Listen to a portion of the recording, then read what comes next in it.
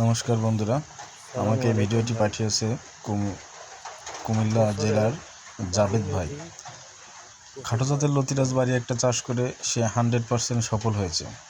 সে অনেক আন্তরিকতার সহিত আমাকে এই ভিডিওটি করে পাঠিয়েছে। তার পরিবার পরিজন নিয়ে সে খুব স্বচ্ছভাবে তার দিন কাটছে। এই লতি কচুটা চাষ করে সে 100% সফল। তো ভিডিওটি সম্পূর্ণ দেখার অনুরোধ রইল আপনাদের। সে ভালোভাবে হয়তো কথা বলতে পারে নাই, কিন্তু সে একজন কৃষক মানুষ। সে কৃষকের সুখ দুঃখের কথা বলবে এবং কতটুকু জমি চাষ করছে, কত কেজি লতি তুলছে, সেই সব কিছু এই ভিডিওতে বলবে। তাই ভিডিওটি শেষ পর্যন্ত দেখার অনুরোধ রইল আপনাদের। ধন্যবাদ, সবাই ভালো থাকবেন। জাবেদ ভাইয়ের জন্য এখন আমি আপনার করে পুরো খেতটা হেঁটে দেওয়ামু। দেখেন কি অবস্থা।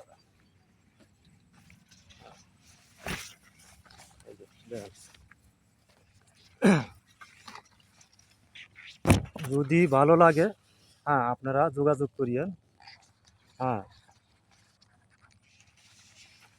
যশোর আজিব সরকারের কাছে যোগাযোগ করলে আপনারা এই জাতের বীজ সংগ্রহ করতে পারবেন।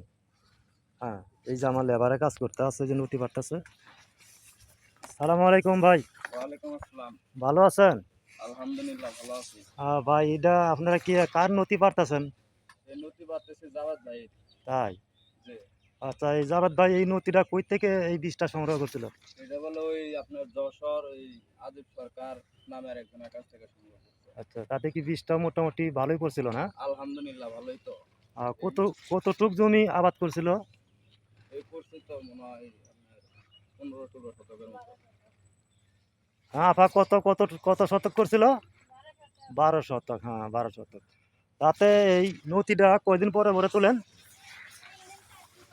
3 দিন 4 দিন পর পর মোটামুটি কত কেজি পর্যন্ত আসে?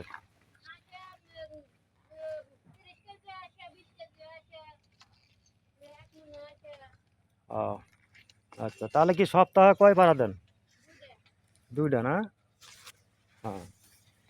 আচ্ছা, দর্শক দেখেন, যদি আপনাদের যদি এই জাতের কচু যদি ভালো লাগে, আমরা ভাই জীবনে কোনো ভিডিও করি নাই, বুঝছেন? এটা আমার ব্যবসা না।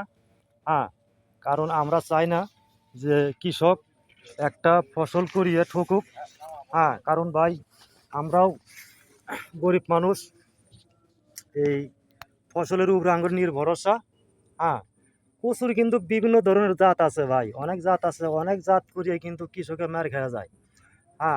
কিন্তু ইনশাল্লাহ এই জাতের কচু করিয়ে আশা করি আমার ঘরে এটা লস হবে না, ইনশাল্লাহ লাভ হবে। যদি নতুন কৃষক যারা আশা করি তারাও এই গৃহস্থী করতে পারবো, এই জাতের কচুটা আবাদ করতে পারবো, কোনো সমস্যা হবে না। আসসালামু আলাইকুম।